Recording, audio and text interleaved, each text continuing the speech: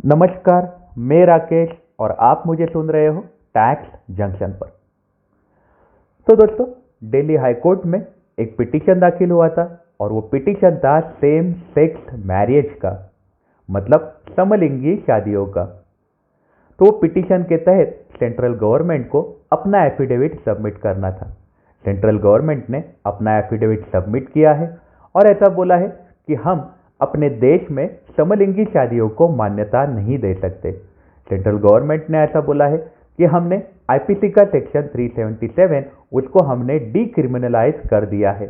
मतलब आप अपने मर्जी के हिसाब से सेक्सुअल रिलेशनशिप रख सकते हो, लेकिन इसका मतलब ये नहीं कि हम आपको शादियों के लिए भी मान्यता दें। सेंट्रल गवर्नमेंट अपने पक्ष में क्लियर नजर आ रहे और उन्होंने ऐसा बोला शादियों को मान्यता नहीं दी जाएगी।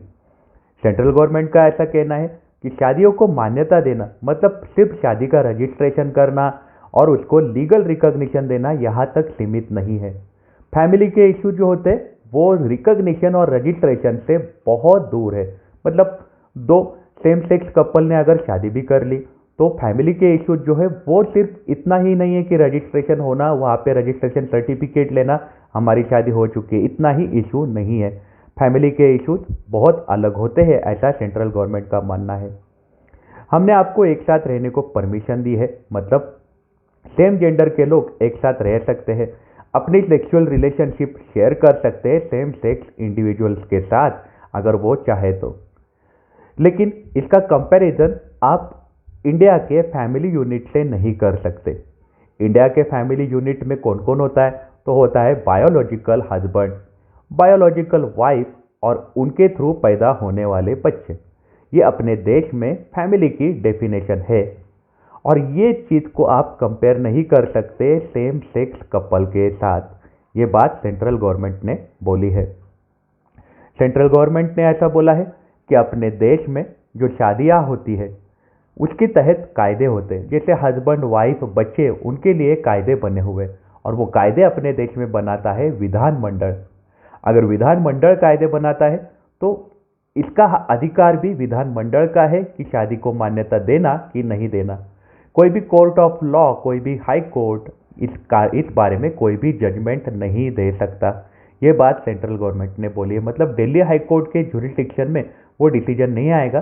कायदा ही अपने देश में नहीं है तो दिल्ली हाई कोर्ट ऐसे नहीं बोल सकता कि शादियाँ कराई जाए, समलिंगी शादियाँ कराई जाए, ऐसा हाई कोर्ट नहीं बोल सकता। ऐसा पॉइंट सेंट्रल गवर्नमेंट ने कोर्ट में रखा है।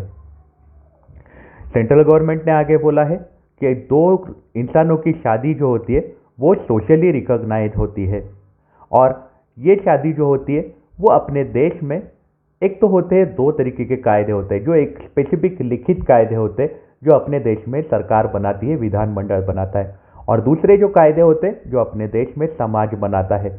और वो जो बनाए हुए समाज के कायदे हैं वो अनकॉडिफाइड होते हैं, मतलब वो असांकेतिक होते हैं, बस समझ जाते हैं लोग कि ये कायदे हैं। तो अपने देश के जो सांकेतिक कायदे हैं और असांकेतिक कायदे हैं, ये दोनों कायदों के तहत सेम जेंडर की शादी के लिए मान्यता नहीं है, ऐसा सेंट्रल गवर्नमेंट ने बोला है।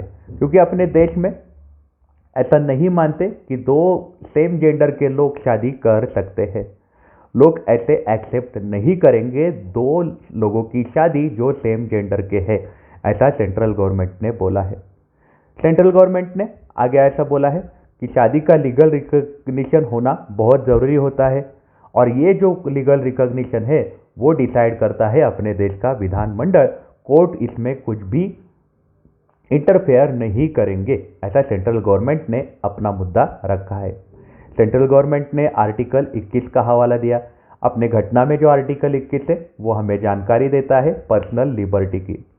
तो पर्सनल लिबर्टी की अगर आप बात करते हो तो पर्सनल लिबर्टी इस तहत नहीं एक्सटेंड की जा सकती कि सेम सेक्स मैरिज के लिए भी मान्यता हो।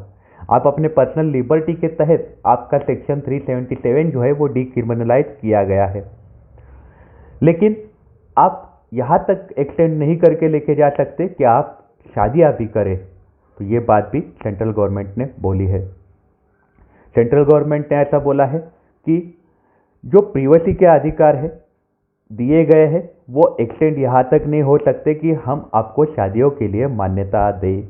मतलब सेंट्रल गवर्नमेंट ने जो मान्यता दी थी, पर्सनल लिबर्टी की बात होती है अपने घटना में, इसका मतलब ये नहीं है कि आप शादियां भी करें, क्योंकि अपने समाज के जो अनकॉडिफाइड लॉ है, पर्सनल लॉ है, या फिर कॉडिफाइड स्टैट्यूटरी लॉ है, ये दोनों में इसकी मान्यता नहीं है।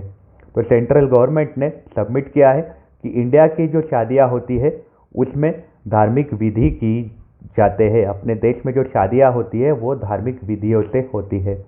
अपने देश में एक अनुष्ठान होता है, अपने देश की संस्कृति है, अपने देश के एथोज है, मतलब अपने देश की एक प्रकृति है, अपने देश के सामाजिक नियम है। तो वो नियमों को तोड़ के शादियों के लिए मान्यता नहीं दी जाएगी।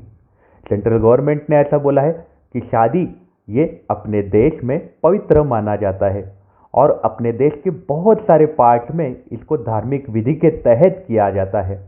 और अपने देश में अगर स्टैट्यूटरी रिकॉग्निशन दिया गया है कि आप साथ में रह सकते हो, इसका मतलब ये नहीं कि शादियां आदमी और औरत के बीच में ही होगी, दो सेम सेक्स लोगों के बीच में शादी नहीं होगी। तो अपने देश में स्टैट्यूटरी रिकॉग्निशन दिया किसको गया है? तो बायोलॉजिकल मैन, बायोलॉजिकल वुमन, इन लोगों को शादी के लिए मान्यता दी गई है। और ये मान्यता कैसे दी गई है?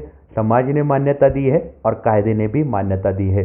और ये मान्यता कैसे आई है? तो अपने देश के कस्टम्स, अपने देश की प्रकृति, अपने देश की संस्कृति, अपने देश के कानून, इसके तहत ये मान्यता दी गई है। तो सेंट्रल गवर्नमेंट ने ऐसा बोला है कि ये जो मैरिज अगर हम अलाउ करेंगे तो इसमें क्या होगा कि अपने देश के जो पर्सनल कायदे हैं, जो अपने पर्सनल लॉज है, समाज के बने हुए कायदे हैं, उसको भी तोड़ेगा। और साथ ही साथ अपने विधानमंडल ने जो कायदे बनाया हुए हिंदू मैरिज एक्ट के लिए, वो भी तोड़ेगा। तो वो अलाउड नहीं किया जाएगा, ऐसा सेंट्रल गवर्नमेंट ने बोला है। सेंट्रल गवर्नमेंट ने दिल्ली हाई कोर्ट को बोला है कि आप ये पिटीशन को डिसमिस करो। ये पिटीशन की अगली हियरिंग होने वाली है 20 अप्रैल 2021 को। मतलब सेंट्रल गवर्नमेंट का ऐसा कहना है कि शादी जो है ये एक पवित्र रिश्ता होता है और अपने देश में धार्मिक विधि से किया जाता है। समाज में अपनी अच्छी मान्यता है, समाज का जो कानून है वो इसको मानता है कि आदमी और औरत की शादी और उनका बच्चा। और साथ ही साथ अपने देश में लीगल भी कायदे हैं शादी के लिए। मैरिज एक्ट है अपने देश में, हिंदू मैरिज एक्ट है, तो उसके लिए भी कायदे हैं। तो सिर्फ हम अगर परमिशन देंगे, आपको रजिस्ट्रेशन करने की परमिशन देंगे, इसका मतलब ये नहीं कि समाज के कायदों में आपको मान्यता मिलेगी। और साथ ही साथ अपने देश में ऐसा कोई भी कायदा भी नहीं है। स्टैट्यूटरी रिकॉग्निशन आपकी शादी को कैसे दिया जाएगा? क्योंकि कायदे भी चाहिए, क्योंकि दो लोग अगर साथ में रह रहे तो दोनों के लिए कायदे चाहिए। तो कायदे भी अपने देश में वो नहीं है, इसलिए सेंट्रल गवर्नमेंट ने मना कर दिया है। तो आपके इस बारे में क्या राय है? हमें आप कमेंट सेक्शन में ज़रूर बताइएगा। आप अपना ख्याल रखिएगा। अगर आप काम के लिए बाहर निकल रहे हो तो आप अपने आप को सैनिटाइज ज़रूर करिएगा। Take care, have a nice day.